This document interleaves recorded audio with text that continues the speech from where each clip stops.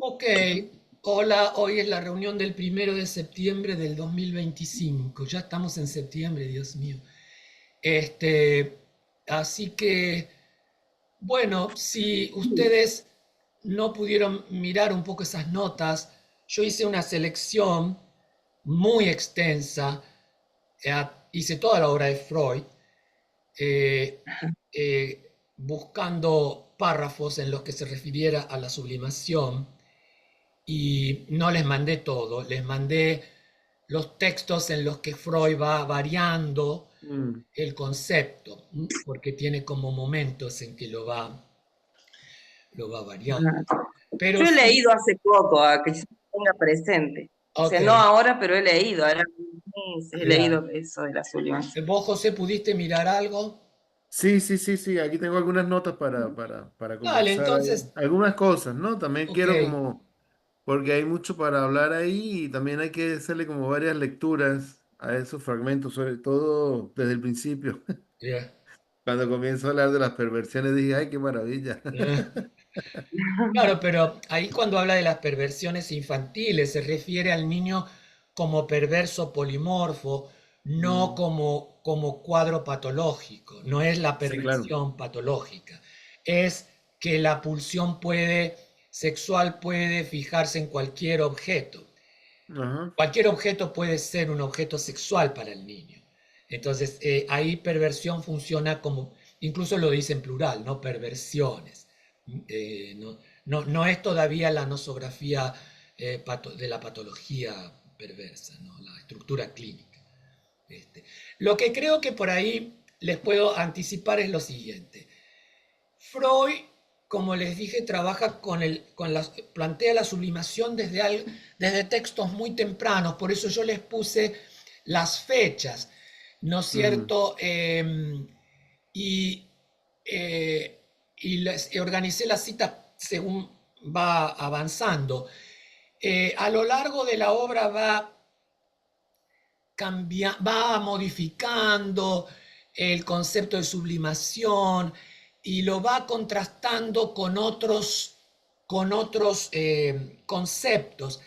En general, en el campo psicoanalítico, todo el mundo coincide en que Freud nunca elaboró un concepto de la sublimación. Es una noción que él usa, pero nunca le dedicó, salvo un ensayo que está perdido, y se cree que ahí sí él trabajó un poco más el tema de la sublimación, pero en realidad, digamos que lo fue armando a través de contrastarlo sobre todo con dos conceptos, que sí son conceptos ya en Freud, el de represión y el del ideal, que es ya cuando va a hablar mucho más adelante sobre el ideal del yo y el yo ideal.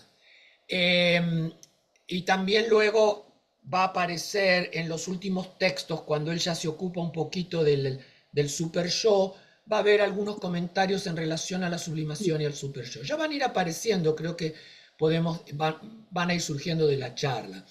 Entonces, nunca, como digo, dio una definición ajustada, salvo la que repite siempre, de que es un desvío de la pulsión hacia un objeto, de la pulsión sexual hacia un objeto mm. asexual, no sexual.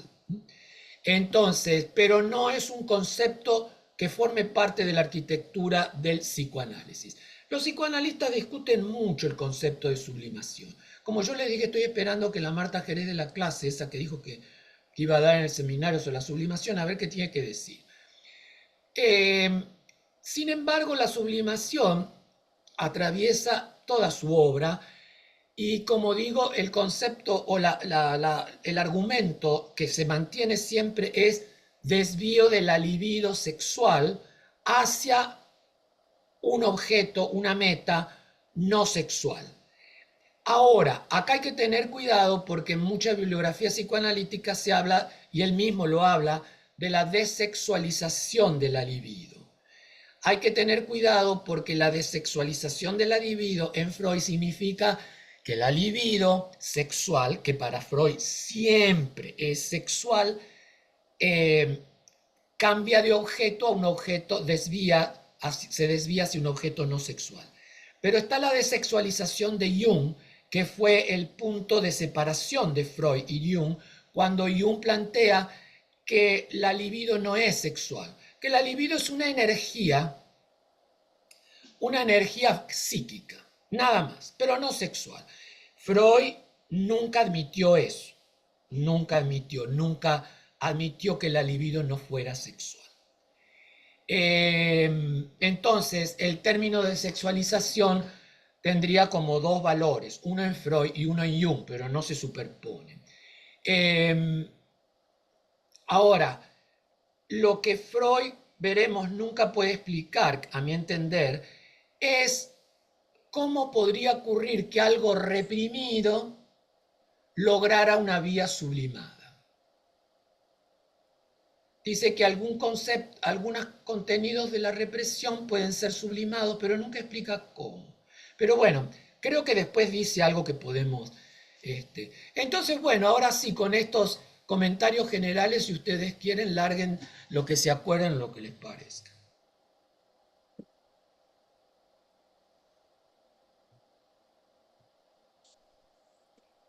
Yo me hice un montón de notas porque creo que me voy a tener que pelear con la Marta Jerez, pero, pero yo, bueno, ustedes verán qué leyeron.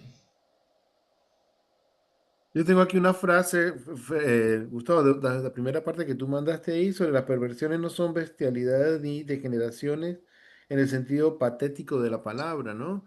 Y yo he estado también revisando últimamente mucho, no sé por qué se me ha parecido tanto aquello de que la palabra no precisamente son las letras, sino que es todo el conjunto de información que yo tengo y cómo eso se va manifestando constantemente, ¿no? Yeah.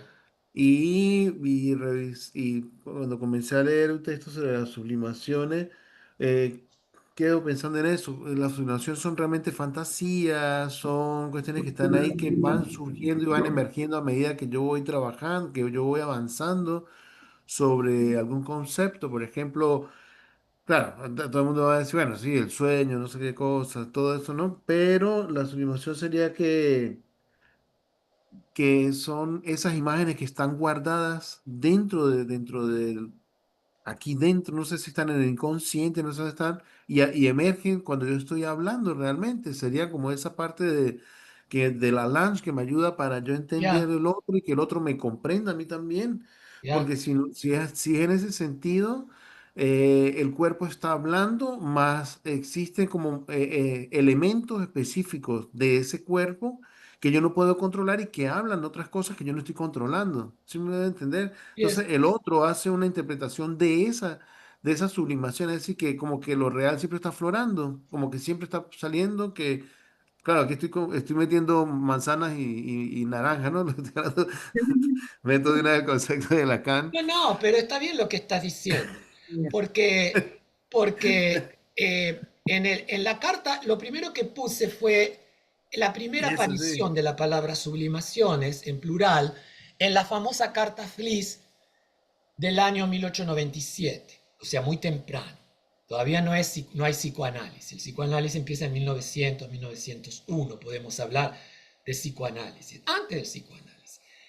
Y ahí a mí me importó esa cita, la primera que les puse, si la ponen en pantalla, A ver. porque él habla de la sublimación, como vos ahora lo planteás de otra manera, como una escena. Es una escena. Dice la reproducción de escenas. La sublimación reproduce escenas. ¿Qué escenas? Las escenas, dice, las escenas son fantasías, como vos dijiste. Son fantasías. Pero son, hoy diríamos, no me gusta mucho usar ese término, pero digamos prelingüísticas, anteriores a la incorporación del lenguaje. Por eso vos hablaste de la langue. Yo creo que acá ya está insinuado el concepto de la langue de Lacan. Lacan ha leído con lupa a Freud. O sea, acá, nomás en esta primera cita, aparece todo lo de Lacan. O sea, las fantasías, dice Freud, provienen de algo oído, no visto, oído. O sea que oído en el momento todavía el niño, el infant, el que no habla, recibe, como vimos en Condillá, como vimos en el blog maravilloso, recibe voces y no identifica palabras, como vos decís. No hay palabra, el niño no divide en palabras. El niño recibe sonidos que después lentamente va a ir diferenciando como palabra. Lo que él escucha es, por ejemplo, mi mamá me ama, pero no puede dividir nada ahí. Luego va a empezar a distinguir mi mamá, mi casa, mi plato, mi comida, mi caca, no sé, pero va a ir diferenciando palabras, pero eso es muy posterior, por eso estamos en este caso de las sublimaciones en el campo de la langue y por lo tanto en el campo del parlet, no del sujeto, porque el sujeto solo es explicable con la intervención del registro simbólico que lo divide, ¿m? El sujeto dividido, consciente e Claro. inconsciente. Entonces, acá hay algo muy importante porque el tema de la sublimación es un tema muy importante para el arte. Por ahí no para las psicoanalistas, ellos no saben muy bien cómo trabajar la sublimación con un analizante, qué sé yo, pero es problema de ellos. Pero para nosotros tiene, como vos dijiste, tiene que ver con un real, siempre tiene que ver con un real, porque el arte tiene que ver con un real, no con la realidad, y el arte tiene que ver con la langue y el parlet, es decir, todo aquel reservorio de sensaciones, de inscripciones, de marcas que quedaron en el campo del hecho pulsional y que obviamente a muchas de ellas, cuando el sujeto ya esté constituido por el registro simbólico, alienado al registro simbólico, va a tener que renunciar a todas esas satisfacciones. Así que la sublimación en esta primera cita me parece fascinante porque eh, eh, lo pone en relación a lo que se escucha, a las voces, y ya de ahí anticipa algo que va a decir mucho después al final de su vida cuando habla de las voces del super show. Tiene que ver con el oído, algo que se oyó y que no hubo discriminación del significante, no se puede saber. Entonces, y esa es una experiencia doble, es personal, entre comillas, personal que no tiene acá ningún contexto, pero digamos, o es individual, y también es, para ir al campo de la Sandra, el balbuceo de los ascendientes. Claro. Tiene que ver con el balbuceo de los ascendientes. Entonces, y ahora dice, al final de la cita, su origen accidental, quizás en las fantasías Mm. onanistas. Y ahí viene la otra cosa que vos dijiste, que lo percibiste bien, José. Tiene que ver con la relación del parlet con su cuerpo. Se toca el cuerpo, se toca el labio, la oreja, la pierna, y eso le da placeres, le da goces, le da una experiencia de satisfacción.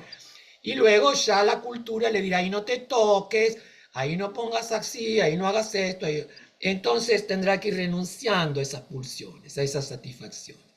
Entonces, creo que esta cita es riquísima, la idea de, que de que la sublimación es una escena, es un fantasma, una pantalla, un montaje, que de alguna manera da sentido o está linkeada a ese real de goce, ¿no es cierto?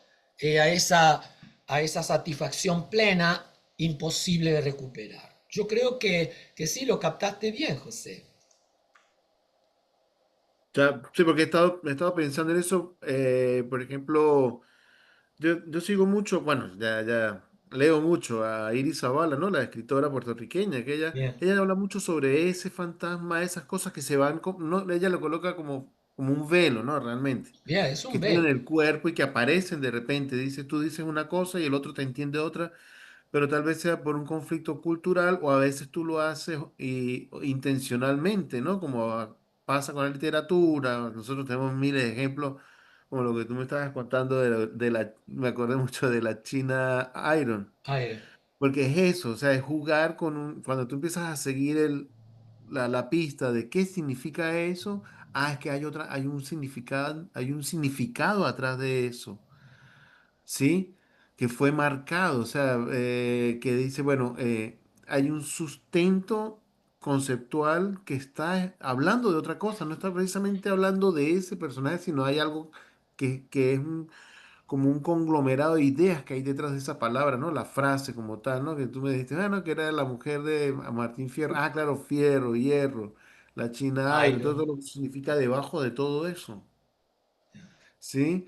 Tal Y vez ahí la viene todo el palabra, hay una palabra que a sistema. mí siempre me gustó que usa Lacan, que es constelación.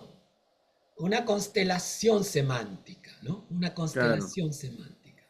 Sí, por ejemplo, Zavala tiene un trabajo que se llama Voces a orillas del mar, Voces y susurros a orillas del mar Caribe. Yeah, Y ella habla precisamente de la literatura del Caribe. Dice, la literatura del Caribe parece que todos estamos haciendo una fiesta, pero estamos contando los dolores del cuerpo, ¿no? yeah, Porque habla así del amor y todo ella. Yo te voy yeah, a pasar una entrevista para que tú la veas, porque es súper genial cuando ella publica el libro Bolero, que se llama Bolero, y es la historia de una mujer fantástica que le dicen la francesa, pero ella realmente se llama Freddy, porque es un hombre, ¿no? yeah, Tú lo empiezas a descubrir a medida que va pasando la novela. Pero entonces ella crea eso, crea una mujer exuberante y toda la cuestión carnal. Incluso existe el guión para cinematografía de esa novela que ella misma lo hizo. Y es así una cuestión así súper interesante en el sentido de cómo ella construye un cuerpo femenino erotizado que como estereotipo, pero cuando la mujer habla dice cosas así como de hombre y marca así cosas de que no sé, hay como un juego ahí en las palabras, entonces digo, claro, esa es la imagen que está montada y abajo está todo ese sustento de lo que realmente se quería decir, ¿no? En este caso, pero sí, sí, el arte está lleno de eso, ¿no? De todo el sistema de complejo de símbolos que están atrás, como tú dices, de las constelaciones que está atrás, de toda esa yeah, información que me sigue a mí en el cuerpo, porque a veces yo hago cosas y tal vez no sé, a mí me ha pasado mucho con las puestas en escena mías. A veces hago cosas que me parecen muy graciosas y cuando la gente va y dice, o sea, te pasaste, ¿no? Me censuran incluso, ¿no? Me dice, bueno, tú te pasaste con lo que hiciste, estás diciendo una cosa que no deberías haber dicho. Y yo, bueno, no sé, estaba ahí porque me pareció graciosa, ¿no? Porque no la comprendí en ese instante. No es por ignorancia, sino que tal vez la sentí como que eras leve y resulta que el público la sintió pesada, ¿no? yeah, Y creo que es eso, ¿no? Siempre es eso, frases, todo lo que siempre estamos hablando. yeah, A mí se me viene mucho el trabajo que hacíamos con el Paco, me parece, en relación a la sublimación, donde, por ejemplo, en la última obra que hicimos, que era Basta Federico, que tomábamos personajes de García Lorca, pero no nos enfocábamos tanto solo en el personaje, sino es como que cada uno le ponía algo suyo y si sabíamos, o sea, ahora si uno se pone a analizar el trasfondo de cada escena, que de hecho el Paco decía, es un desquicio. Y después tenía metáforas absurdas, como que parecían absurdas, pero estaban. Decía, el desquicio es cuando se sale de quicio a la puerta, entonces sacamos todas las puertas. Entonces todas las puertas de la sala están sacadas y con eso se armó la apuesta, pero cada escena, cada personaje, cada uno no sé si lo pensó solamente, había como mucha charla, mucho pensar, sino como es como un espacio donde cada uno hacía algo que necesitaba hacer, aunque no tuviera muy claro ni el qué ni el por qué, ¿no? yeah, Me parece que se habilitaba mucho esto de esto que, no sé si se nombraba sublimación, pero sí como esto de que tiene que haber una pulsión, algo te tiene que pulsar a yeah, salir a escena a hacer eso, yeah. una pulsión Bueno, interna. en una de las citas que les pasé también hay como una pequeña vacilación de Freud en los textos más tempranos, si la sublimación, cuando dice que algunos pacientes pueden sublimar y otros no pueden sublimar. O sea, y también qué nivel de la sublimación es consciente o si es algo que, como digo, son textos que todavía no aparece todavía el concepto del inconsciente muy claro, si están relacionados con lo inconsciente, como vos decís, hay partes en que por ahí sí uno tiene una idea, o como dijo José antes, cuando le dicen, che, te pasaste, es que te viene el mensaje, te viene en forma invertida del otro, como dice Lacan. Ahí te das cuenta cuál es el componente, si quieres, subjetivo de lo que estás planteando. Tú no lo viviste como tal, no lo hiciste intencional, no es consciente, pero el otro público, o quien sea, otro actor, un director, de pronto te marca esta devolución y ahí tú te das cuenta de que hay algo que apareció que no es de Lorca, que es tuyo, que no es de Lorca, que es Mm, tuyo, porque el trabajo con la improvisación el trabajo de la improvisación debería ser siempre un desquicio, siempre un claro. desquicio, sacar las puertas de la represión y dejar que todo lo pulsional, lo corporal, aflore en la medida de lo posible. No todo va a aflorar, pero de todas maneras, este, eso me parece muy importante para tener en cuenta en las clases o durante los ensayos, ¿no? Es decir, qué marco siempre dentro de un encuadre, como hemos hablado alguna vez, para que la gente hace improvisación en un encuadre y sabe que está contenido dentro de ese encuadre. No es que está en un bar y se emborracha y se desquicia y larga quién sabe qué cantidad de mierda. Entonces, no, en un ensayo hay un encuadre y me parece que ese encuadre, como en el encuadre psicoanalítico de la sesión psicoanalítica, el sujeto lo vive como una contención, porque en la primera cita también, cuando dice que se trata de fantasías, de escenas, eh, entonces me parece que lo que está diciendo es que se trata de, como dije, de un montaje. Entonces, y por eso hay un marco. La fantasía funciona como el fantasma de Lacan, Freud no habla de fantasma, como una defensa del sujeto. Para Lacan, el fantasma es una defensa del sujeto frente al objeto A como puro goce, cuya, si no hubiera esa defensa, esa pantalla, el tipo se va al carajo. Ahora, la pregunta de la primera cita que ahora leo acá y se me ocurre ya pensarlo ahora, es que si el Parlec tendría una anterioridad lógica e histórica respecto del sujeto, todavía no podemos hablar allí de represión. No hay represión.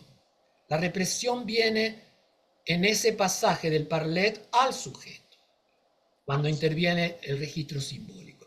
Entonces, el Parlet que Lacan incluye ya al final con la Langue, pero yo creo que con esta cita Freud nos está diciendo que hay como dijo José hace un rato, como un estadio anterior a la constitución del sujeto, es decir, a la alienación del sujeto a la cultura, al goce y al deseo del otro.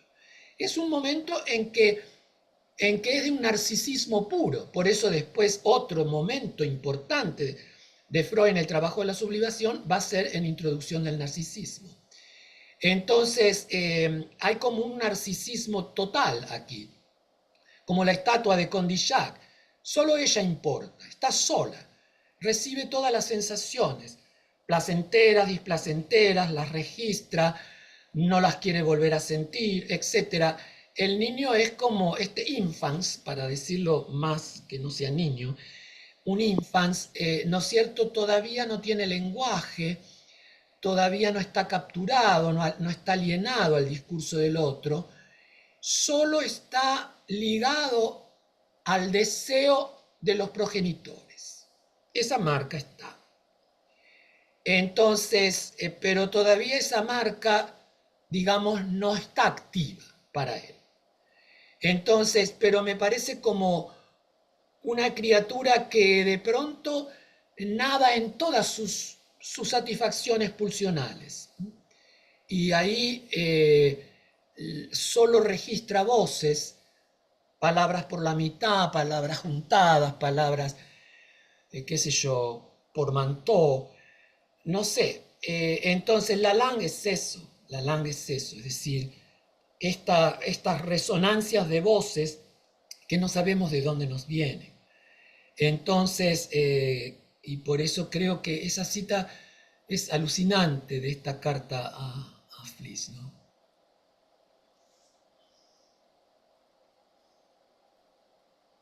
Porque después, en el segundo, en el manuscrito L, que viene después, Ajá, ahí está. él dice, ya a las escenas las califica y dice, escenas primordiales. ¿Cuáles son las escenas primordiales? Serían las del incesto, ¿no?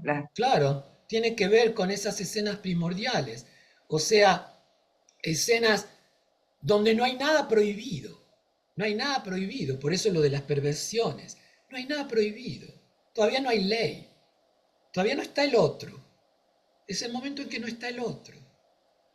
Entonces, ahora fíjense que si después de esto saltamos al parrafito que les puse en el estudio de Freud sobre Leonardo da Vinci, después podemos llegar a eso. El artista es el que dice Freud, Leonardo pudo hacer lo que hizo porque desde su temprana infancia renunció al padre. Fatal, tremendo, tremendo. O sea, si bien nosotros por ahí tenemos que hacer un tratamiento de 30 años para renunciar al padre, Leonardo, el artista es el artista no puede ser auténtico si no renuncia al padre, si no renuncia al deseo y al goce del otro, si no se separa, si no se inventa a sí mismo, si no se pare a sí mismo, si no se bautiza como Joyce a sí mismo. Entonces, me parece eso alucinante, ¿no? Porque claro, uno puede ser un artista de oficio. Yo por eso puse arte y oficio como título. El oficio es cuando uno sabe hacer algo. El oficio del carpintero, el oficio de, qué sé yo, de la costurera, y el oficio del teatrista. Tiene un oficio. Pero de ahí al arte hay un paso grande, una gran distancia. El arte tiene que ver con un proceso mucho más profundo, que tiene que ver con, ¿no es cierto?, esta chapalear con lo real, con la langue, tratar de recuperar aquello, tratar de darle un sentido a las voces, y cada vez distinto, porque en cada espectáculo va a ser distinto, porque construimos un síntoma, un semblante que es cada vez distinto, porque vamos trabajando en ese proceso de emancipación. Entonces, A mí con esto de, capaz que nada que ver, pero bueno, lo digo no, como larga, para... larga, con lo que no hay nada que ver, tiene que ver, vas a ver. Con esto de refundar, con esto de refundarse a sí mismo, siempre me queda, o se me viene la idea esta del tema de, bueno, lo trans, y no solo lo trans, sino también los drags o las divas, esas personalidades que, no sé, como Marilyn Monroe también, o Lady Gaga, Ya, como que hay un corte, ¿no?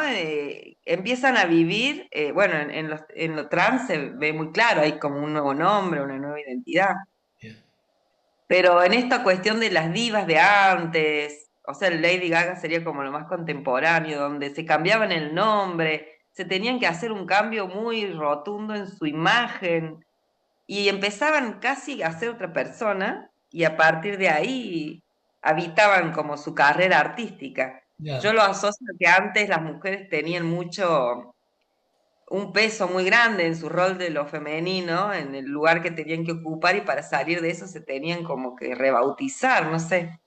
Ya. Bueno, Bueno, eso, hay como como mucha más Nancy libertad Bertrand, hoy para, para refundarse, como vos decís. claro, En el marco hasta los años 60 o hasta ahí 70, la mujer podía reinventarse, como en el caso que vos dijiste de Marilyn, pero siempre en el marco de una fantasía de lo femenino. No claro. superaba eso. Pero ahora no, porque ahora cualquiera de estas divas sale un día disfrazada toda de hombre, o se Ujú.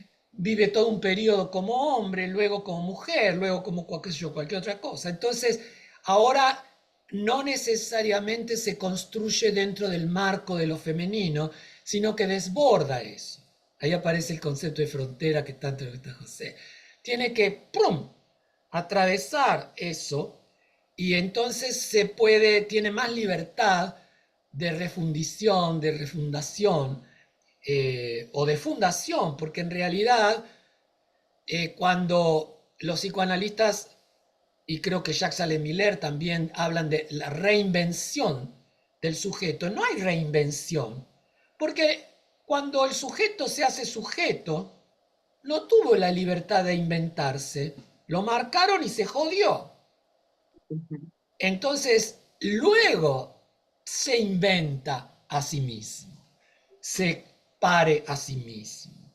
No es reinvención, es invención. La primera no es invención, la primera fue SAC, la marca de la cultura, la marca del deseo de los padres, la marca del registro simbólico. Allí no tuvo oportunidad de inventarse un carajo, pero sí después puede comenzar un proceso emancipatorio de separación y sí ahí tiene la oportunidad de inventarse. Marilyn creo que llegó lo más lejos que pudo dentro del contexto en el que estaba. Pero fíjate a dónde llegó.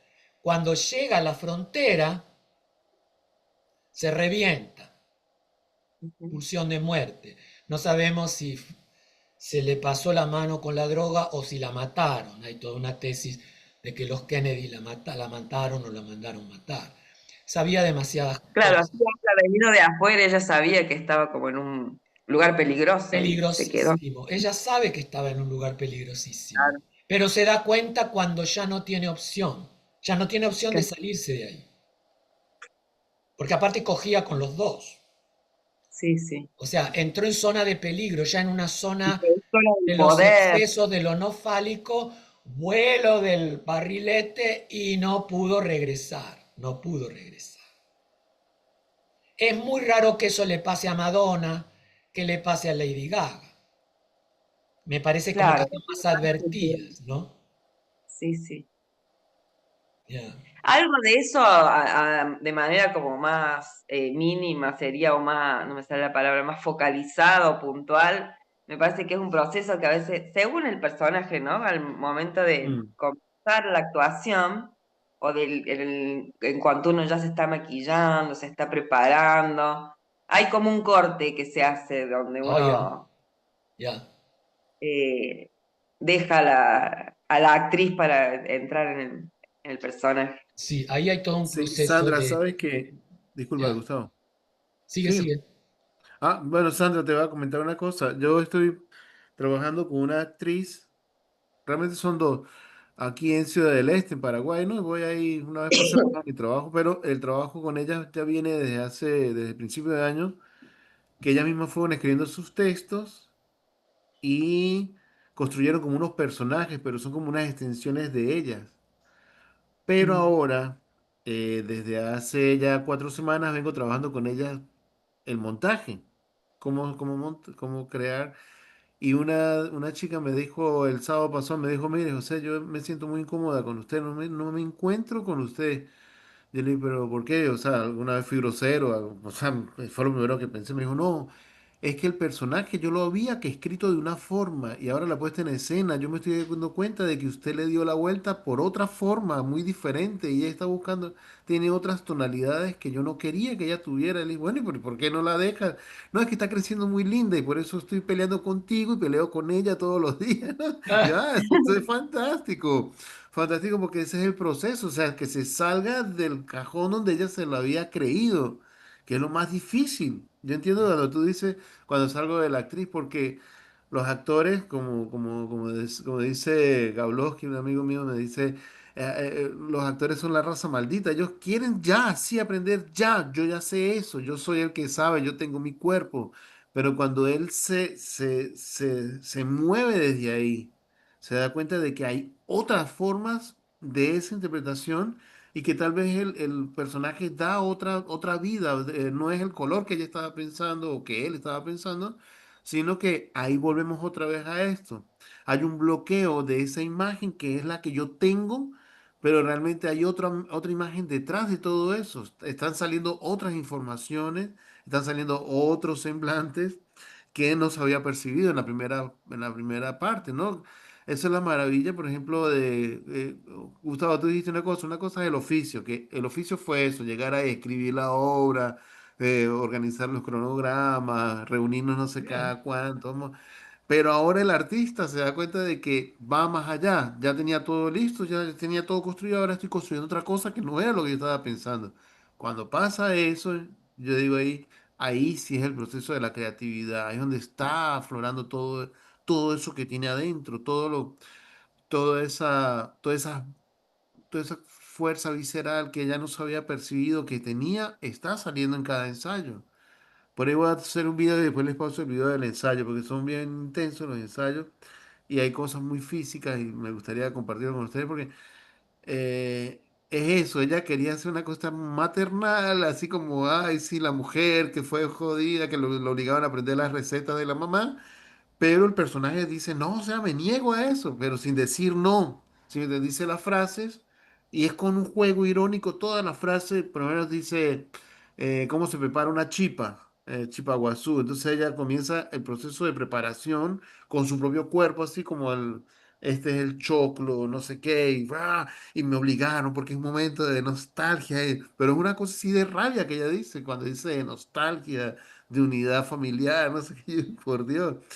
Entonces yo dije, claro, aquí donde está él, ella está empezando, ella está creando, está yendo más de lo que ella estaba pensando. Claro, se sale, lo mejor es salirse de esa programación, ¿no? Que seguramente a ti te pasa mucho, Sandra, cuando estás actuando, ves que el personaje se mueve por otro lado. Y Bueno, lo sí, que sí, pasa es que, ya, no, me acordaba justo también de otro, hace mucho otro personaje que hacía, como esto de que uno entra en una lógica, como que la psique del actor es un mundo aparte, me parece, que no está muy estudiada. Yo trabajaba con un actor y amigo también, y hacíamos una escena como de abuso y él me tocaba y todo esto. Entonces, cuando hacíamos la escena actuando, no, yo no tenía ningún problema. Pero cuando queríamos hacer pasada, me pasó un par de veces que queríamos hacer pasada, tipo técnica, y él me venía y me tocaba. Yo me reía y le decía, no, ¿qué hace? O sea, como que no, me molestaba algo. Que si me lo hacía fuera de lo que era entrar en la actuación, me chocaba, digamos. O me daba risa, o le decía, no, no me besé, salí de acá. Pero si estaba actuando, estaba en el personaje. Y entonces era como que se te habilitan posibilidades o límites. Ponerle, yo tengo un límite con que me toquen el cuello y me agarra un ataque de locura, o sea, me tocan el cuello y me dan como cosquilla, impresión, lo que sea, pero dentro de esa escena él me agarraba del cuello. Yo decía, no sé por qué, pero me lo banco así, si no, no. ya. Es que habría como dos, es como que por un lado tenemos las escenas primordiales. Esas escenas primordiales corresponden a lo que ustedes llamaron ahora el actor o la actriz. El, luego está el fantasma que el actor y la actriz tienen de aquello que eran sus escenas primordiales, reprimidas, inconscientes. y tiene ciertos, esto que vos decís, bueno, tengo cosquillas en el cuello, o sea, hay todo un mapeo ahí corporal que tiene que ver con las fantasías, cómo, cómo hay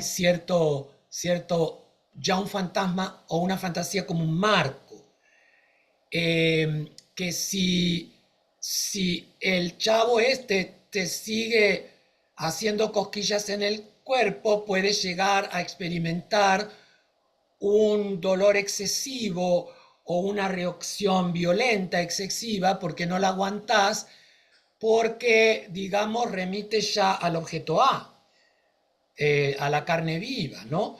Entonces es necesario tener las cosquillas como fantasma. Pero luego está este tercer marco, que es el que habló José, el del montaje. Ese es otro marco. Y ahí, ¿no es cierto? Fíjense que en la cita del manuscrito L dice, las fantasías son unos parapetos Ajá. psíquicos edificados para bloquear el acceso a esos recuerdos. Estos parapetos son los que la Sandra dijo recién de la actuación, o lo que yo decía antes, en este encuadre de la clase o encuadre del ensayo en la que eso puede ocurrir, o el marco de la función, el encuadre de la función. Allí, ¿no es cierto? La fantasía funciona como un parapeto psíquico que bloquea el acceso a los recuerdos de la actriz o del actor y le permiten, dice Freud, sirven a la tendencia de refinar los recuerdos, de sublimarlos. Ya cuando estás en la actuación con el público, aunque te toque el cogote hasta más no poder, tú ya estás refinando los recuerdos, sublimando lo que en la actriz no estaba completamente sublimado porque estaba funcionando la represión. Entonces creo que hay como una especie de cajitas chinas de marcos fantasmáticos en el campo de la actuación, ¿no?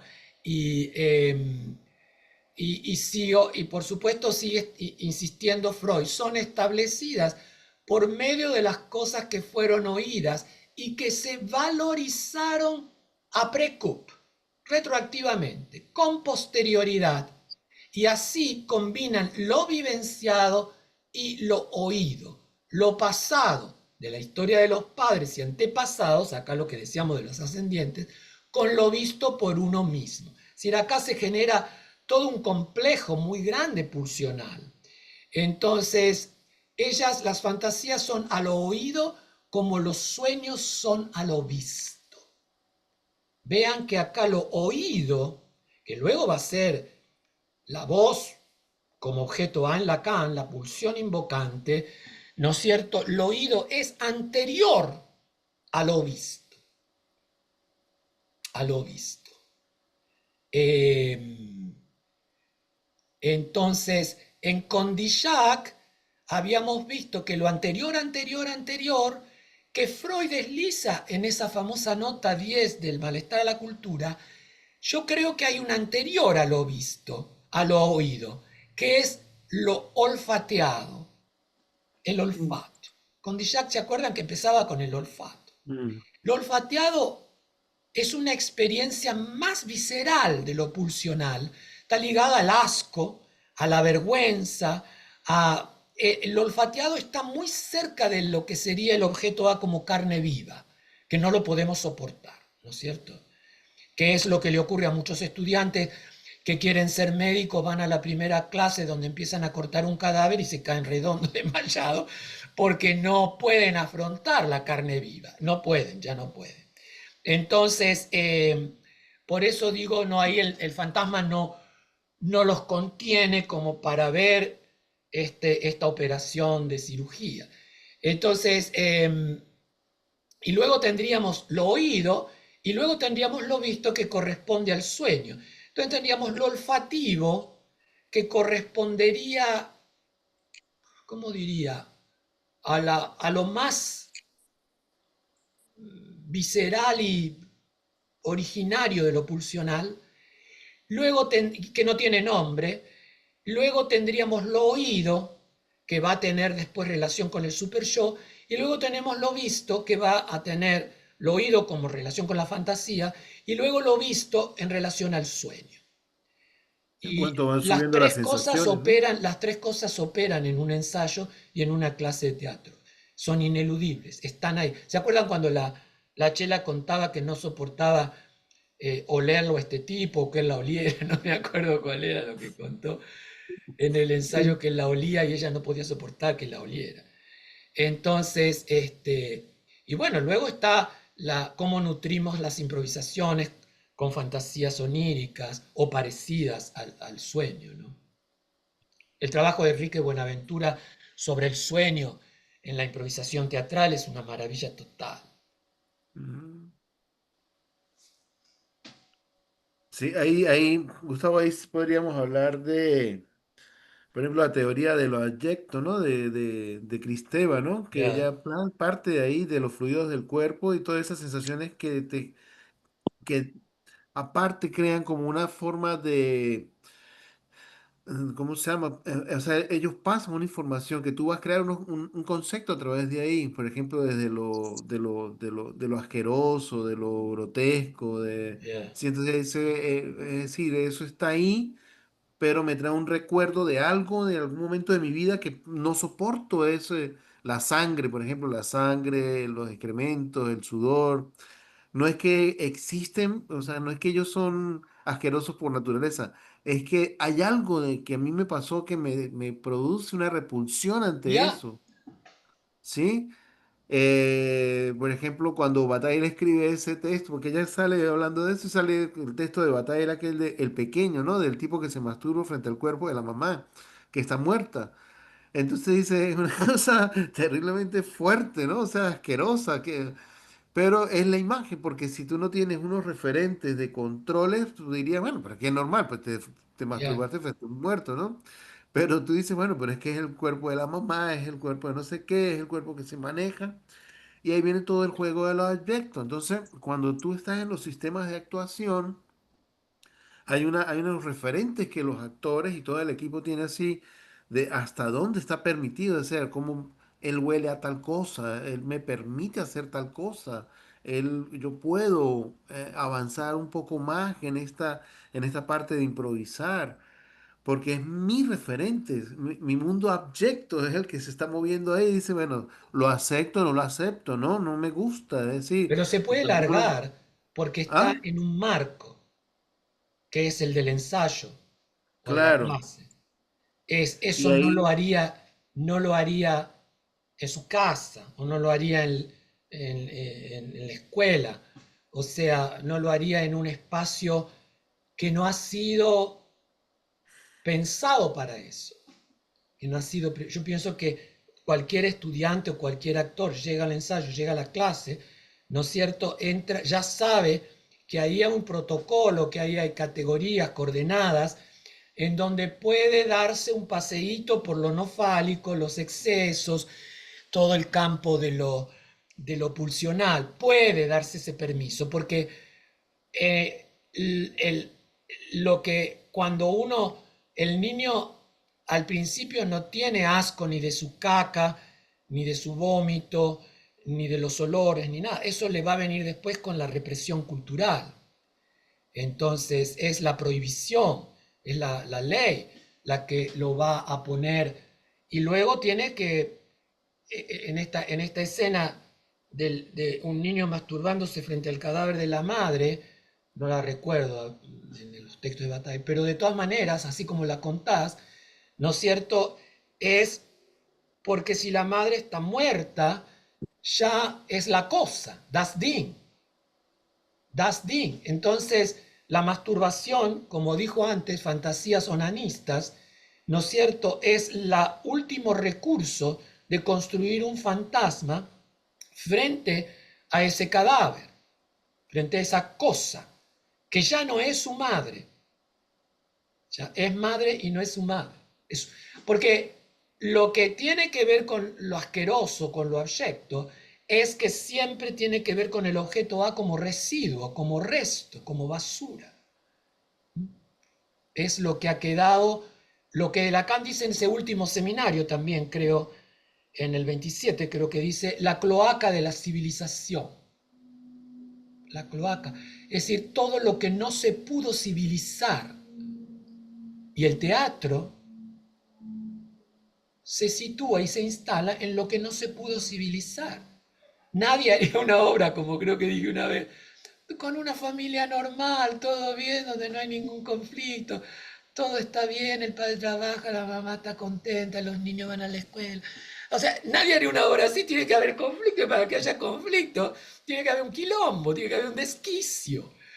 Entonces tiene que haber una irrupción de algo que es una mierda. Bueno, el concepto de lo siniestro está relacionado con esto también.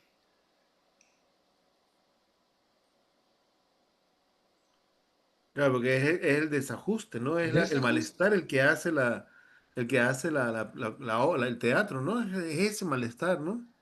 Claro, Podríamos porque cuando buscarlo los, desde los ahí. lacanianos leen el diagrama, los grafiquitos de Lacan de los tres círculos, cuando habla del síntoma, los tres círculos ahí están tan ajustaditos que creo que al mismo Lacan le debe haber dado asco. Por eso después se metió con las cuerditas. Entonces, ¿por qué? Porque en realidad nadie tiene los tres registros ajustados. Siempre están hechos mierda, están todos desbarajustados. Y el síntoma trata de mantener cierto ajuste. Pero el grafiquito es engañoso ahí, porque nadie tiene un grafiquito, los tres registros imaginario, simbólico y real, así tan bien diagramados, tan simétricos. Claro, Perfecto, todo ¿no? el mundo en el malestar en la cultura está desajustado, no puede no estar desajustado. Entonces, por eso yo les contaba que mi reacción frente a algunas cosas que dicen los psicoanalistas en el seminario, como si no pudieran entender que todo sujeto no puede evitar la transgresión a la ley, porque la ley es la ley del deseo. La ley, el deseo es la contracara de la ley. Entonces, hay ley, hay deseo, deseo de ir más allá de la ley. O sea, ningún sujeto está tan ajustado a lo fálico que no necesita transgredir. No puede ser. Entonces, porque sería sin deseo. El deseo quiere ir a otra parte, Claro. aquello que escapa a la ley. El residuo, El deseo, Gustavo, el deseo, una pregunta, el deseo trata de saltar, digámoslo así, de saltar lo fálico. claro, Pasa, porque salir él de la siempre está ley. sorteando lo Es fálico que cuando se para poder inscribe crear la el ley, impulso. surge el deseo, porque la ley, para inscribirse, tiene que hacer que el sujeto pierda algo, renuncia a algo. Por eso el objeto A puede ser objeto de deseo en un sentido y puede ser goce en otro, como residuo. Pero siempre es un resto en la operación del estadio del espejo. Ahí lo que hay algo que pierde cuando el niño se mira su reflejo en ese espejo que es el otro e incorpora la imagen corporal del otro como propia, perdió su propia dimensión corporal, perdió su propio cuerpo, tuvo que incorporar la imagen del otro, que le viene del otro. Y esa imagen que le viene del otro incorpora el deseo y el goce del otro. Ahora, él ahí ha perdido algo, ha perdido su cuerpo, como que va a querer recuperar a través de la metonimia del deseo, y ha perdido parte de su goce porque ha tenido que renunciar a ciertos goces. O sea que el objeto ahí tiene como doble función. Por eso creo que sí, claro, el deseo nunca, el, la diferencia entre goce y deseo es que el goce puede capturar al sujeto porque está ligado a la pulsión de muerte y llevarlo a su perdición. Pero el Mm, deseo es siempre eh, atravesado por lo imaginario. Entonces, bueno, este objeto no era, pero tal vez este otro es. Y luego no es, pero bueno, aquel otro puede ser. Entonces tenemos la metonimia, tenemos ¿no es cierto? El objeto A perdido, pero el sujeto va a ir gambeteando a prima, a la segunda, a la tercera, a la n, ¿no es cierto? Siempre tiene, el deseo es pulsión de vida. El deseo es pulsión de vida, es principio del placer, busca el placer. El goce no busca el placer. Entonces, el goce busca recuperar una satisfacción a la que tuvo que renunciar, que no era necesariamente placentera. Puede haber sido, pero no necesariamente. Entonces, pero el deseo, entonces es pulsión de vida. El goce está más dentro de la pulsión de muerte. Así que claro. creo que es muy, muy interesante porque eh, de alguna manera, para volver a lo que decía Sandra, uno podría ver la trayectoria de un actor en los papeles que le tocó preparar, en los personajes que tuvo que preparar, que actuar, como ahí se operó el deseo, porque supongo que salvo en una necesidad económica donde aceptás actuar de cualquier cosa, pero en el campo en que nos movemos nosotros, de un teatro más independiente y todo, si te hacen un ofrecimiento que realmente no te gusta, no lo haces, No, porque claro. aparte no ganas un carajo. ¿Cuánto ganas de Ujú. taquilla? Nada, no te sirve ni para un café. Entonces ahí sí puedes tener la metonimia. Claro, eso es aprecú, retrospectiva, pensalo. ¿Qué personajes estuviste haciendo? Así como yo le decía a mis estudiantes, vean la línea de todos los novios o novias que han tenido y a pesar de que sean diferentes, tiene que haber un rasgo que se repite, que es a donde va el deseo, el rasgunario, el rasgunario. Sí, aunque sea un novio gordo, flaco, alto, bajo, negro, o sea, pero tiene que haber habido un rasgo que fue Ujú. donde el deseo se enganchó. El deseo se enganchó. Entonces, si tú haces toda la metonimia, que es un sintagma, vas a ir viendo esto. Entonces, bueno, después el deseo se frustró y tuvo que ir a otro objeto y se frustró y va a otro objeto, porque es pulsión de vida. Si, por eso el neoliberalismo que avasalla al sujeto de deseo ha generalizado la pulsión de muerte. Entonces, falta vida en la sociedad actual, falta vida. Claro, por eso hay, aquí tengo una frase, una amiga que me dijo en estos días que el sujeto es esclavizado por la cadena del significante, porque estamos hablando del libre Claro, albedrío, ¿no? claro, claro. Y ella me dijo, no, José, no se ponga a inventar, todos estamos encadenados a los significantes, ¿no? No, Pero el no, deseo va por debajo de la cadena significante. El deseo va claro, por debajo de la cadena significante. sí, porque esa, es lo que está, yo lo que decía era lo del libre albedrío, es por qué yo hago tal cosa, a qué me lleva a eso, por qué yo, por ejemplo... todo surge porque en el seminario 21 es el de, ¿cómo es? En la que todos erran, ¿cómo es? Los Y nombres así, del Padre, ¿no? ya, Entonces, Lacan dice que hay una parte donde dice que los rituales del casamiento, ¿no? Que son, bueno, la persona los escoge o no es tan así, tan simple la escogencia del ritual de casamiento. Es que algunas no, no veces es escoge un obligado y otras carajo. porque el tipo renuncia al sistema cultural en el cual está, ¿no? Ya, Entonces, tú dices, bueno, y eso si lo llevo a mi vida, ahí está todo eso. ¿Cómo ya, moví el deseo? A veces me alimenté del sistema cultural y a veces no. A veces quería, a veces no quería, pero siempre fui a buscar eso, ¿no? Como cuando te dicen, bueno, va a hacer teatro, entonces se va a morir de hambre, tú no, bueno, pues sí, ¿qué voy a hacer, no? Cuando uno está más, cuando uno es adolescente, que le dice, bueno, ¿usted qué va a dedicarse su vida? ¿Va a hacer, en serio, va a hacer teatro toda su vida? ¿qué? No sé, Ujú.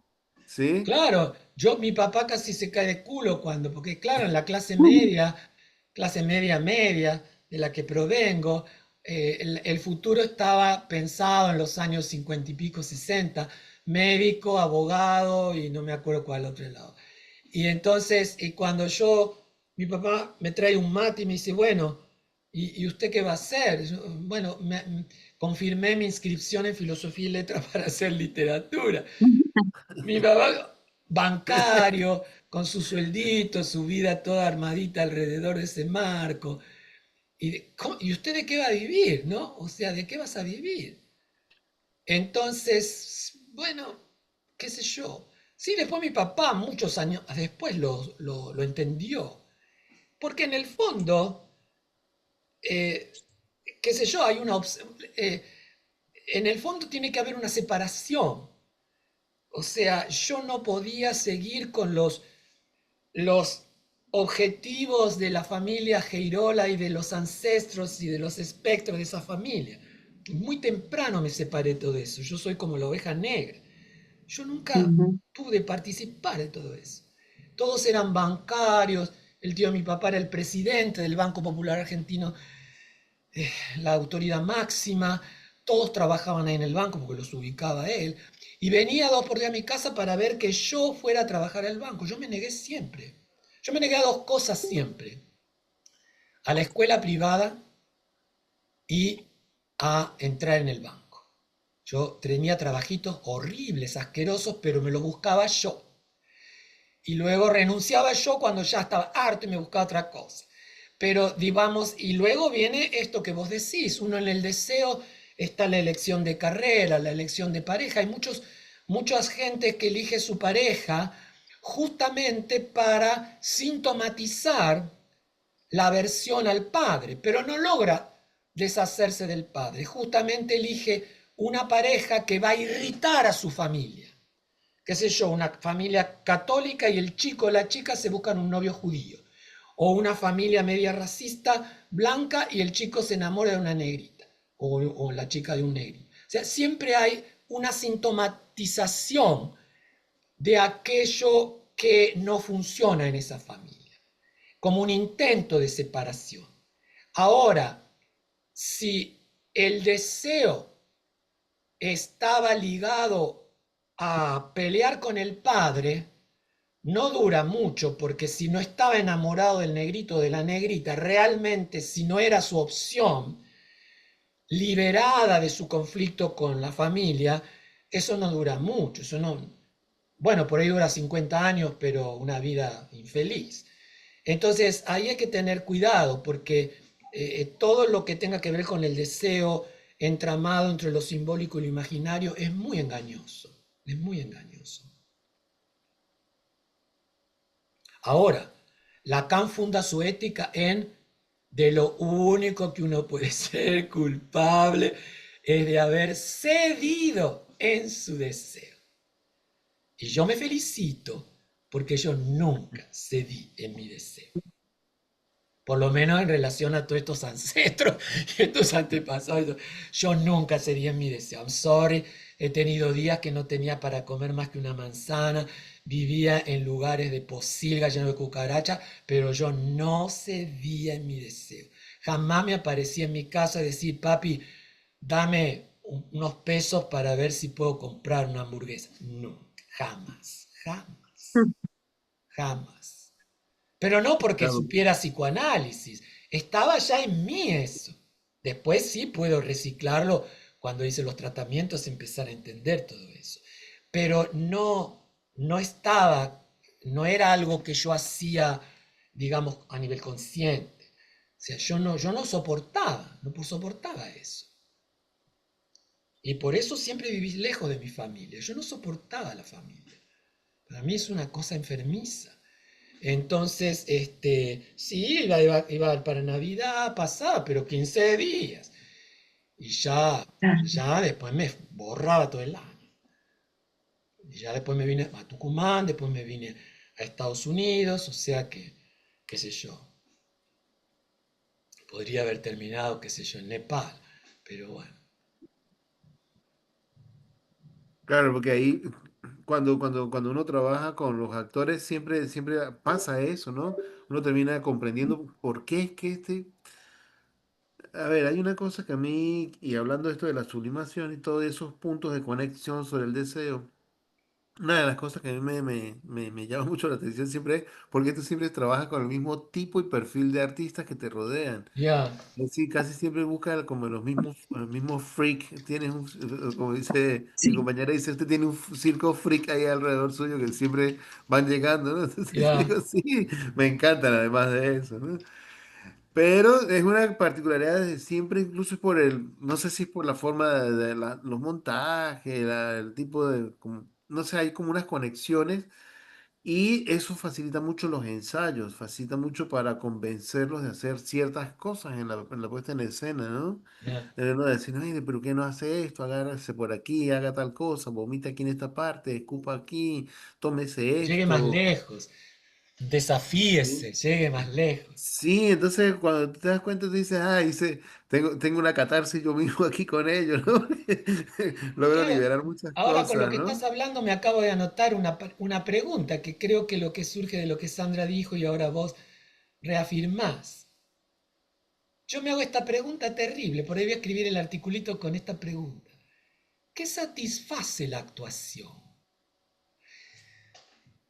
En el campo, dejemos el teatro comercial, Ujú, porque uno opta por una profesión en el que sabe que no va a poder vivir de eso. Va a tener que tomar cátedras universitarias, dar talleres, dedicarse a, qué sé yo, a dar clases para niños. No sé, va a tener que hacer ciertas cosas o un trabajo completamente separado del teatro, que mucha gente hace durante el día, trabaja, qué sé yo, en un supermercado y a la noche va al ensayo. Luego estrena y recibe, qué sé yo, $2 que le sirven para ir a tomar un café después de la función.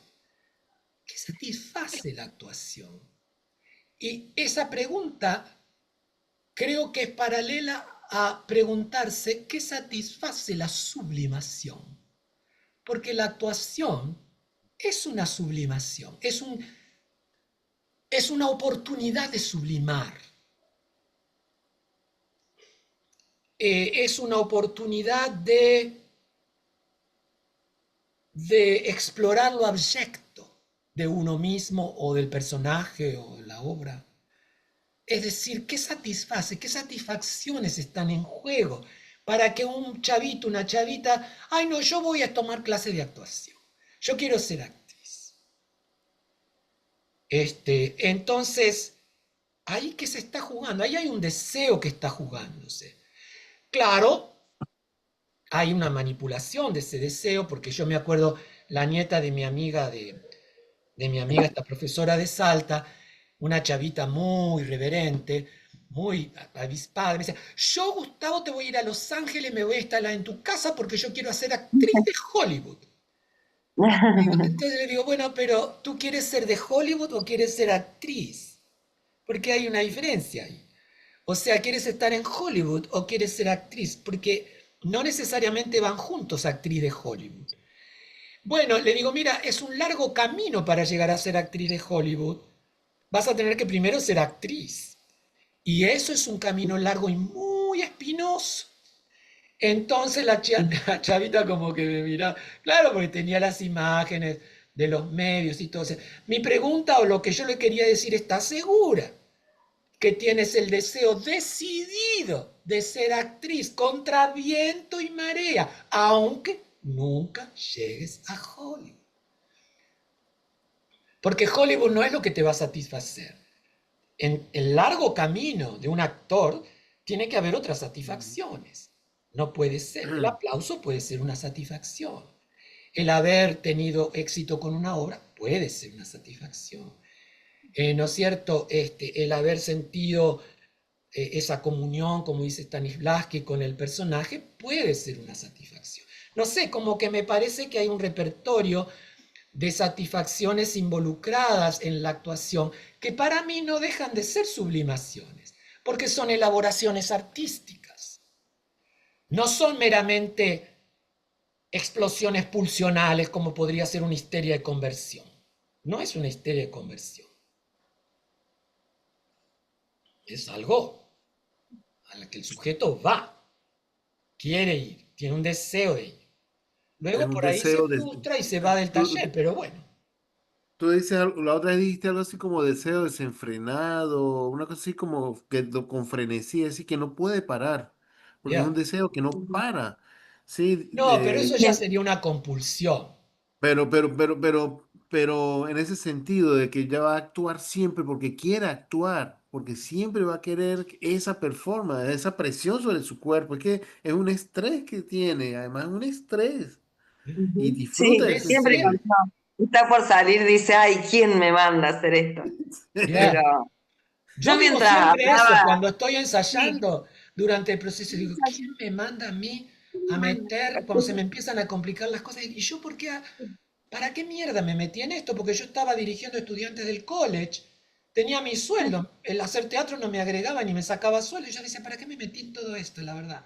Sí, sí, ocurre eso, Sandra. ¿Para qué estoy metido en esto? mientras hablaba y las preguntas, ¿no? Decía, ¿por qué? ¿Qué te lleva? Es como si uno tuviera clarísimo en el cuerpo, en la sensación, tuviera un clarísimo, no sé si el por qué, tuviera clarísimo de que hay un deseo, que obviamente te Ya, lleva a hacer todo eso. Es muy difícil ponerlo en palabras porque va, si uno se pone muy crítico o autocrítico a la hora de ponerlo en palabras, decir, pero esto que estoy diciendo realmente será eso, uno entra en la duda, ¿no? Eh, yo pensaba también en esto del proceso. A mí me pasa mucho de que por más que la obra vaya bien, que raro, viste, que las obras hacen unas funciones y luego, bueno, se va algún actor o ya no va más el público y ahí quedan. Pero bueno, hay obras que se pueden continuar haciendo porque va el público, los actores justo podemos.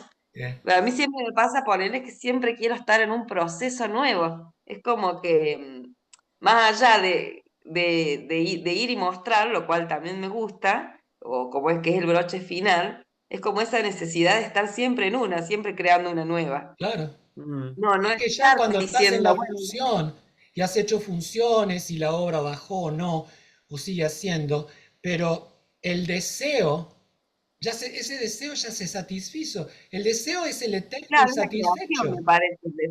El deseo está para mí en el proceso, en la creación, en esa búsqueda, ¿Mm? en esas ganas, bueno, que sería que tener que ver con la sublimación. Ya, En eso que hay algo que te ronda, que sentís, que no sabes cómo explicar, cómo expresar. Y bueno, uno siente que con la obra se va a hacer material, se va a materializar de alguna manera. bueno, Y Freud en una de las citas que les mandé, creo que en la de Leonardo da Vinci, aparece el tema que vos marcás ahora, que después podemos por ahí la próxima reunión retomar todo esto. Eh, Freud ahí ya habla de la moción de saber, que podríamos decir el deseo de saber. Ya ensayaste un personaje, lo montaste, actuaste, hicieron 10, 15, 20 funciones, no sé qué, eso ya está. Pero el deseo es eternamente insatisfecho, el deseo quiere ir siempre más allá y por eso buscas otro proceso, que es como otro desafío, otro rajunar, algo que quiere volver a esto, a esta moción de saber, no de conocimiento, de saber. ¿Saber qué? De saber de ti misma, de saber de tu deseo, porque vas a empezar otro proceso en el que otras partes de ti lo van a alimentar. Ujú. Ahora, creo que uno de los grandes deseos de la actuación es, es el de ser visto y mirado. Visto y mirado. Es el de pararse frente a la mirada aterrorizante del otro. Un desafío. Estar en el escenario con el público ahí es ese desafío. Y eso, ahí sí ya más que el deseo, ahí lo que se da ya es el goce del actor. Durante una hora y media, 30 o 50 o 2000 pelotudos están pendientes de ti. Al menos por ese momento, todos están sentaditos en silencio oscura y te tienen que mirar, te tienen que escuchar, te tienen que soñar. Volvemos y si es posible te tienen que olfatear. Entonces, ahí tenemos yo creo que el deseo y el goce del actor pasan por ahí. Porque, por ejemplo, si vas a trabajar en una oficina, si buscas un reconocimiento de que el jefe te diga, ah, hiciste muy bien este proyecto, pero es un reconocimiento, y por ahí te aumentan el sueldo o te dan un premio, pero también eso existe en el campo del teatro, pero me refiero a que no es, no es este goce y este deseo de cada noche, ¿no? De cada noche. Porque fíjate, eh, yo siempre pienso, actores como que hoy son de cine, pero actores ya que tengan que firmar un contrato para ir durante 5 meses, todos los días, a hacer ese personaje.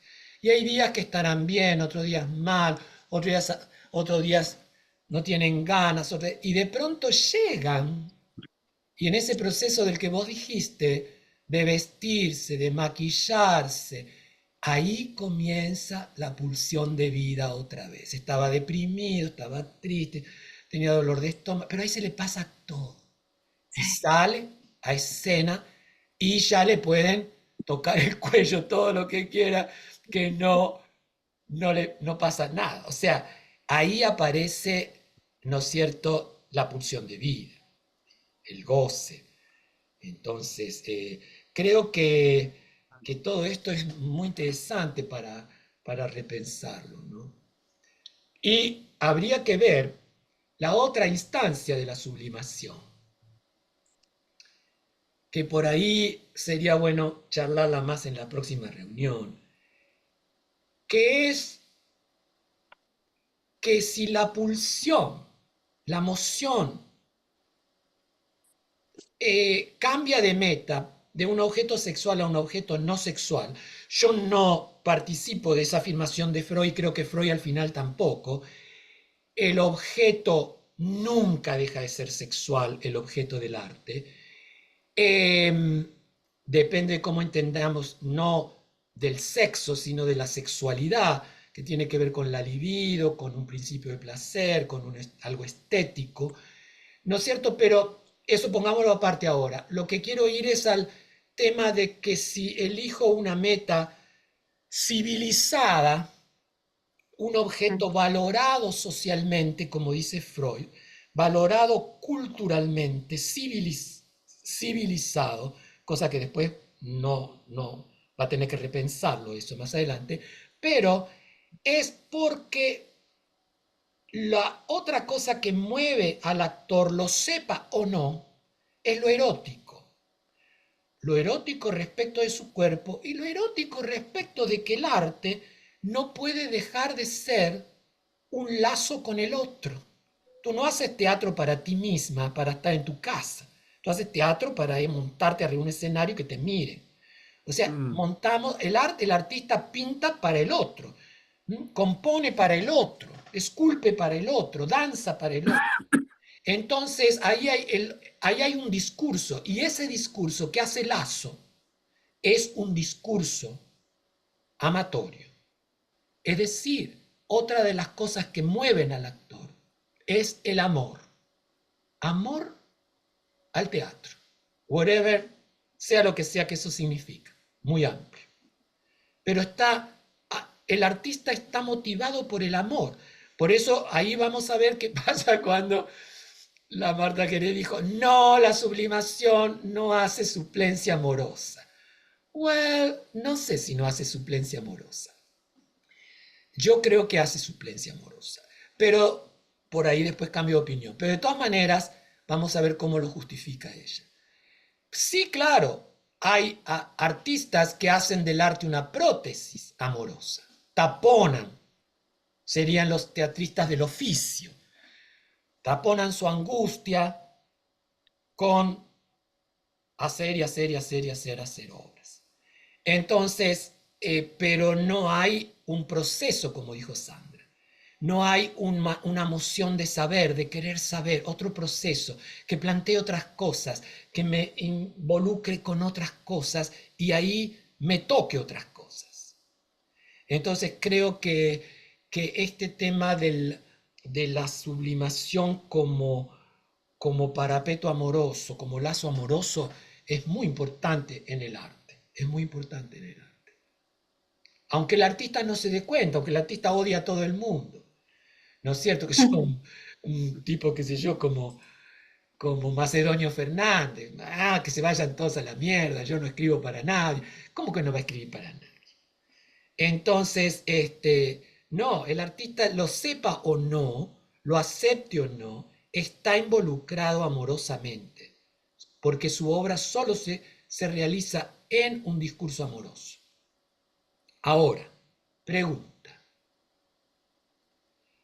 la sublimación, cuando Freud llega en el malestar en la cultura y en algún otro texto ya después de la guerra, se le caen todos los teatritos esto de la civilización y se da cuenta que la producción de saber científico sí mejora las condiciones de vida humana, pero también están inspiradas por la pulsión de muerte, la pulsión de destrucción, el odio. La producción científica es una sublimación, pero no amorosa, sino de odio. No sé si hay un teatro de odio. Yo no sé si eso... Me acordé, no sé si es un ¿Cómo? teatro de odio, pero esta obra que acá en Córdoba hubo una obra muy famosa hace unos años de Camila Sosa Villada, la primera obra que ella salta como a la fama del teatro independiente, y al final de la obra ella le termina diciendo, esto es todo para vos, un ex, alguien que no la había querido, entonces como que había, no sé si un odio o algo, y que le salió una obra hermosa. Ya. eh, Como, no sé si fue el odio o la revancha, digamos, Claro, algo de claro, eso. la revancha, Se la lo terminaba venganza. dedicando finalmente. Claro, Sí. claro. Bueno. Ahora esa obra me parece que es la que dirigió Cipriano, ¿no? No, no, esa no es la que dirigió. La primera era una que dirigió Mary Palacios, Ah, con y el Paco de asesor. Era la tesis de Mary Palacios. ah, ok. Mm. Bueno, porque Porque, son claro, ahí sentimientos, sí hay ¿no? odio. ¿M? Porque el teatro es ¿Cómo? un arte que es humano, se alimenta de los sentimientos, de humor, de odio, Bien. empuja eso, ¿no? Sandra, me acordé de un trabajo de Angélica Lidl, que también es sobre, para un ex que ella tuvo, se llama Con esta espada es de quemarte, de una canción, ¿saben cuál es Angélica Lidl, la española, no? Ya. Tiene un espectáculo así, con esta espada es de no sé qué, ¿no? Entonces era una cosa así dedicada a su ex y Y dice que la, con odio nace todo, ¿no? Ya. la otra, la que me acordé, ay, me sale el nombre, bueno, la performer, Mariana Abramovic. Abramovic. Abramovic. Es la que era golpeada por su madre y la sentaba en una mesa, entonces de ahí surgen sus performances, como reelaborar eso, ¿no? Volver a sentarse, dejar que todo el mundo la marque con objetos. Había algo de eso, que no sé si era el odio, pero algo, un sentimiento malo que ella lo... Y Hola. después también algo con una pareja que ellas se iban a, bueno, no me acuerdo la historia, pero ellos iban a cruzar un muro, o iban a caminar todo el muro de Berlín y al llegar a un lugar se iban a casar y cuando llegaron, en el trayecto se pelearon. Entonces llegaron, en vez de casarse, se separaron, pero siguieron su travesía, llegaron al destino y ella de ahí hizo una performance también, como fue su Bueno, despedida. también por ahí en el odio, hablando de la performance, ¿no es cierto? Pensar en estas puestas violentas de la fura del Baus, de la Guarda, ¿no es cierto? En donde hay un ataque al público. O sea, de pronto tienes que salir corriendo porque si no te pasan por encima. No sé si esa violencia hace, es atribuible al odio, pero de todas maneras, ahí hay una violencia fuerte, ¿no? En la puesta. O, por ejemplo, en esto que hablamos hace mucho, en las puestas de García Huevi, ¿se acuerdan que comentamos cuando se hace desangrar de su propia sangre en escena? Y Mm. uno puede tener un asco ahí como público. Uno puede, ¿qué es esto? ¿Qué está haciendo este tipo? ¿No es cierto? O ciertas puestas de los de este grupo de los vieneses después de la Segunda Guerra Mundial, donde volvían a montar situaciones terribles como arte, pero que en los campos de concentración no habían sido como arte. Pero ahora ellos lo montaban como arte y el público revivía todo ese horror. Yo lo viví en carne propia cuando se abrió el Museo del Holocausto en Washington, D.C., que después lo cambiaron porque creo que mucha gente se desmayó. Eh, había una, había una sala enorme, enorme.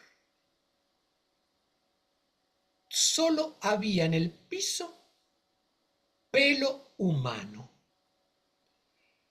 Yo, y luego pasabas y había como unas vitrinas de vidrio donde estaban las cosas que elaboraban los alemanes con el pelo humano, carteritas, billeteras, cinturón.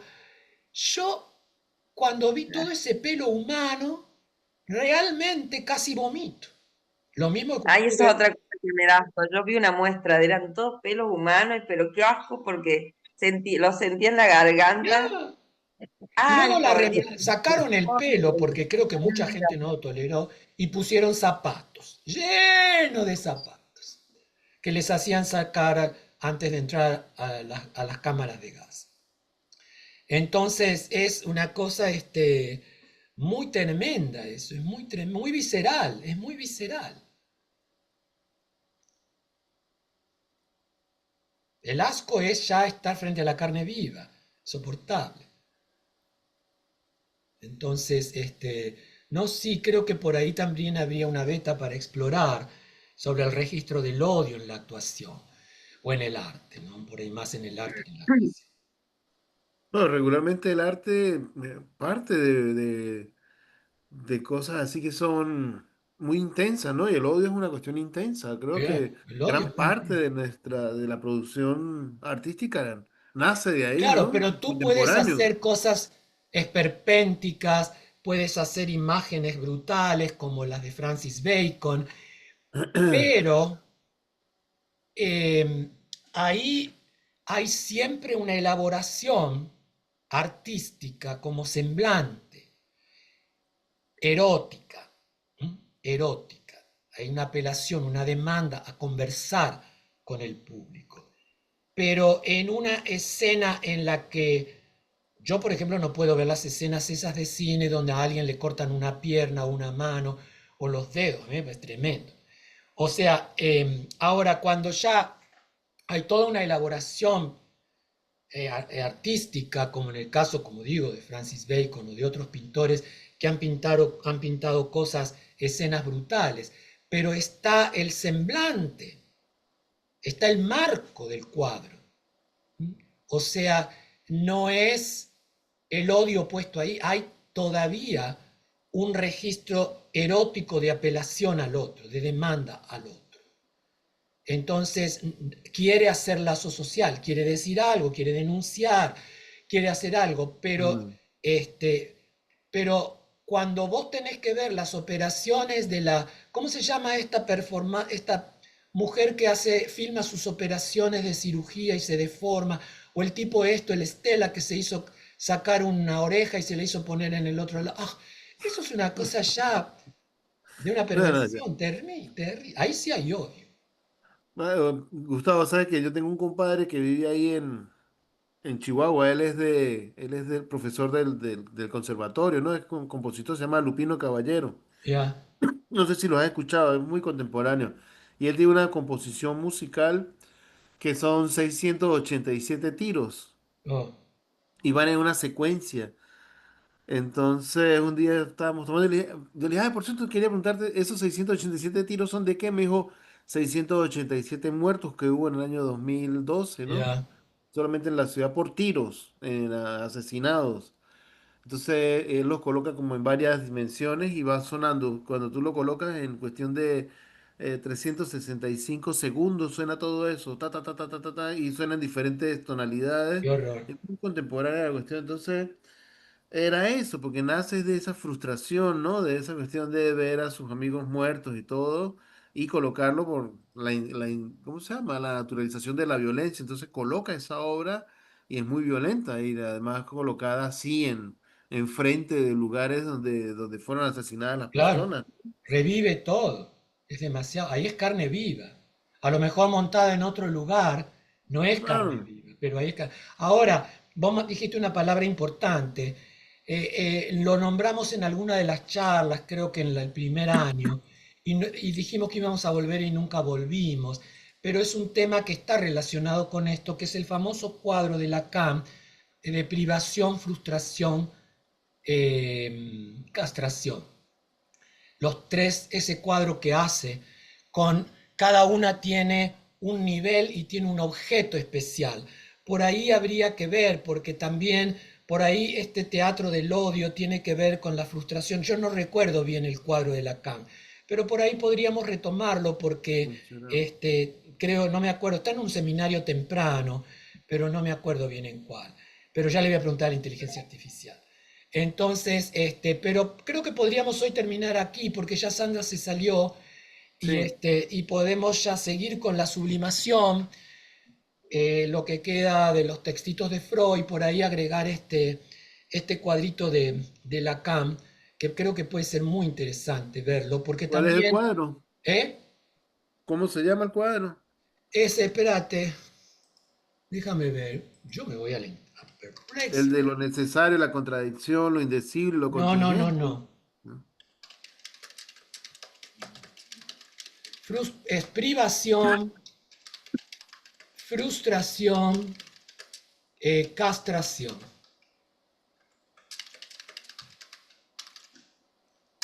Yo ahora después se los mando. Ajá. Acá está. Seminario 4. Él pone el agente, es un grafiquito al estilo Geirola, ¿no? Agente, falta de objeto y objeto. Por ejemplo, eh, la privación tiene como agente al padre imaginario y el objeto es simbólico. En la frustración, el agente es la madre simbólica y el objeto es real. Y en la castración está el padre real y el objeto es imaginario. Yo no me acuerdo un carajo de esto, pero creo que lo voy a revisar y por ahí podemos hablarlo un poquito la vez que viene. Sí, para conectar con esto que estamos hablando acá Claro, del para teatro de... conectarlo con esto, lo interesante es conectar con esto. Sí, Bueno, señor. José, me voy a preparar mi almuerzo. Bueno, Ya Gustavo, me qué pica el placer bagre, siempre como decimos en escucharte. Argentina. Nos vemos entonces, ¿cuándo nos vemos? El 15, lunes 15. Oye, En tal ajá, caso habrá 15. que tener una charla a ver qué pasó hoy.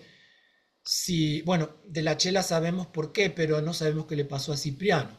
Entonces, esperemos que esté bien. Un abrazo. Chao, chao, suerte. Chao.